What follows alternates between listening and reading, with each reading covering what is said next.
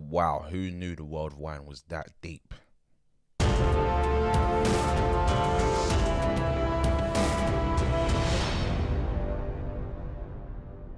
Hello everyone, we're back for another Netflix movie review. This time we're going to be talking about Uncorked. Before we get into that, please like, comment, subscribe and click the notification bell. This really does help me out on YouTube.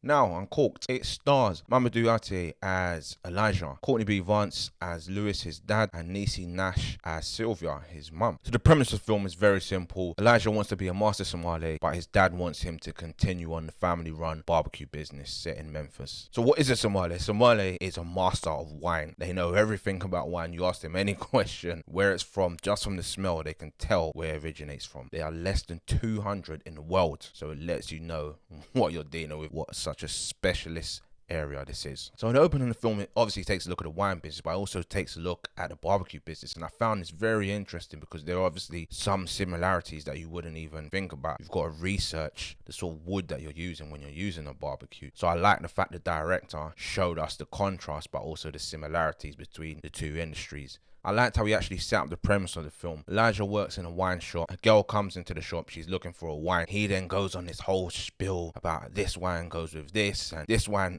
Very knowledgeable about wine, you can tell from that opening scene. Yeah, she couldn't care less about wine, and that's me. I am not too fussed about wine. I'm not a wine lover. I don't drink it that often. I just want something that tastes nice. I don't need to know the whole history and what pairs with what. Just does it taste nice, and I'm good to go. I'm a very simple man in that respect. But I could appreciate being passionate about a topic that no one else really cares about. That for me, that's cycling and resting. Hit me up in the comments if you like those two topics, and we can chat about them. I also like the different situations that Elijah's putting throughout the film. He goes to a wine show. He's a bit hesitant at first. He's a bit uncomfortable at first. He feels like an outsider because he's the only black guy in the whole show. But as soon as he starts tasting wine, he realizes that he fits in. This is where he belongs. He's in his natural element. It doesn't matter about the skin of his color. And he's embraced and he fits in. And what I liked about the film is that it touched on different cultures in a very subtle way like this. But it didn't focus on that. That wasn't its main message. This film could have been an hour and a half, 2 hours, and it could have gone down the typical race route, the differences between the classes and the color of your skin and the situations you're put in. But it decided not to focus on that, so I really appreciate that about the film. I've kind of seen that topic done a few times now,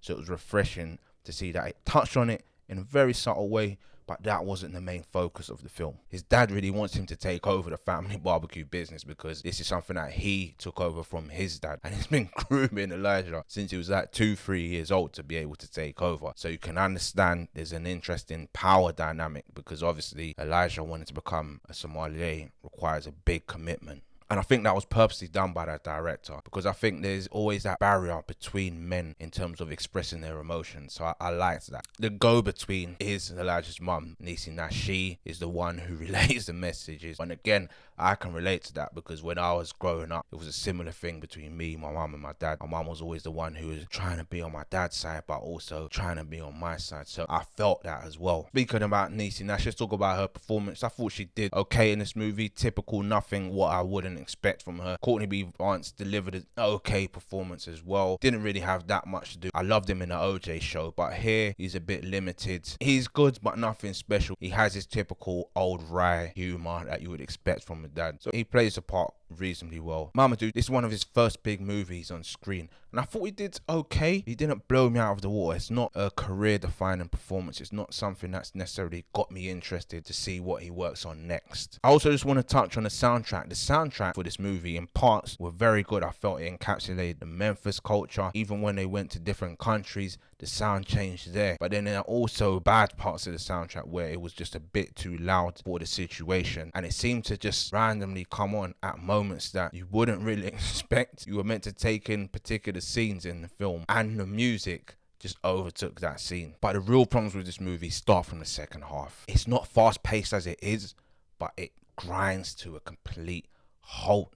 The film turns into a series of montages of them tasting wine, them trying to figure out what wine it is. And unless you have a passion for that sort of subject, it gets very monotonous and very boring. Don't get me wrong, I appreciated this story showing us the level of depth you have to go to become a sommelier, in terms of being able to smell a drink and know that it was made in the 1920s. Crazy dedication. But that's not what's going to excite me about a film. I wanted this film to explore more of the family dynamics and the father-son relationship. That's what actually had me compelled to begin with. And another issue was the time jumps. You didn't know whether something took place over a week, over a month, over a year. They're pivotal things that happen, and you want to know how that character reacted in that situation, and you don't know. You don't have a clue. So then you kind of feel removed. You don't really care almost. And I've spoke about this lack of caring, and this is what happened in this film. The lack of care also relates to the lack of development. I liked his initial interactions and relationships with his girlfriend, with his dad, but there was just a lack of depth here. His girlfriend, who's one of the best things about this film, just disappears. She's nowhere to be seen for the second half of the movie. And it's like, why did you even bother writing her in? Was she just a plot device? I don't understand. There are other characters, some I don't even think they're given names in the film. They're just in the film, and I really thought they could have explored and developed those characters a bit more to broaden out the film. And it's a shame really, because what started off as an interesting, compelling look at a father-son relationship, an interesting look at black family dynamics, an interesting look at someone who wants to pursue their dreams where their family and friends are laughing at them and telling them otherwise, turned into a wine history lesson. It's also a shame because I think the intention of this film is very good. There's only 2 black sommeliers in the world. This film showed that as a black person you can do anything you want, and I think this would be a good film to show to the kids, to show that it's not just trying to be a rapper, not just trying to be a sportsman. There's other ways, there's other careers that you can pursue. You don't need to follow the norm. In the end, the film just fell too flat. It ended up being a bit dry. 2 stars.